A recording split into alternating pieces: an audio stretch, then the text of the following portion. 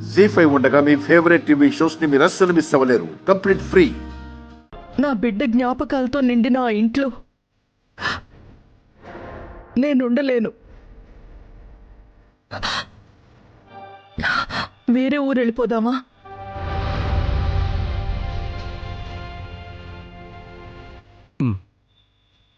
సరే భార్య గారు, మీ నిర్ణయమే నా నిర్ణయం. పదండి.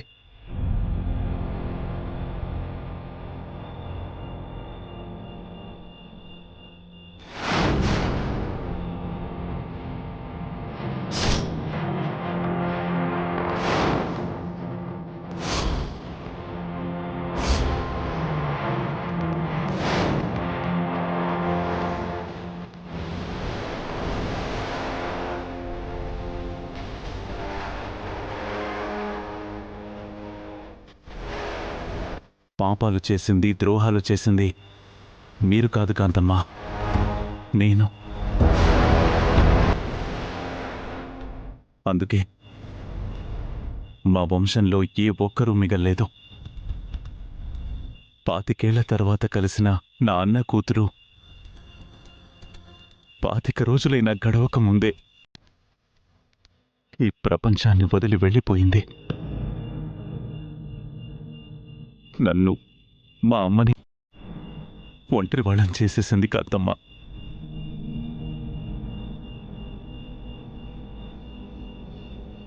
బాధపడకండి బాబుగారు.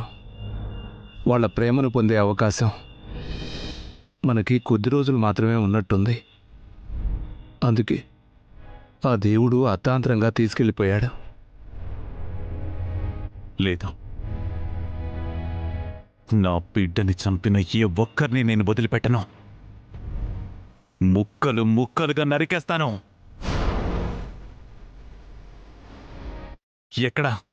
ఎక్కడా పోతురాజు, ఎక్కడా చింతామణి? అది తెలిస్తే మీదాకా ఎందుకు బాబుగారు? నేనే చంపేస్తాను. కానీ ఆ ఎదవలు ఊరు వదిలిపెట్టి వెళ్ళిపోయారంట. కానీ ఏదో ఒకరోజు నాకు దొరుకుతారు. నా చేతుల్లోనే చస్తారు.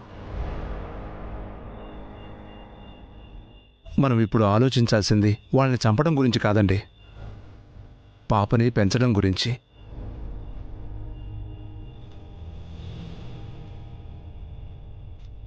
కరెక్ట్గా చెప్పావు. మన జీవితాలన్నీ కష్టాలు, కన్నీళ్లతోనే గడిచిపోయాయి. కానీ నా మనవరాలి జీవితం మాత్రం అలా జరగడానికి వీల్లేదు. యువరాణిలాగా పెరగాలి. అష్టైశ్వర్యాలతో, అష్టభోగాలతో ఆనందంగా జీవించాలి కాంతమ్మా.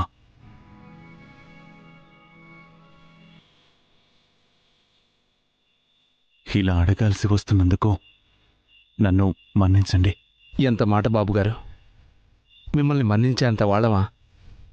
ఏం అడగాలనుకుంటున్నారో నిర్మోహమాటంగా అడగండి.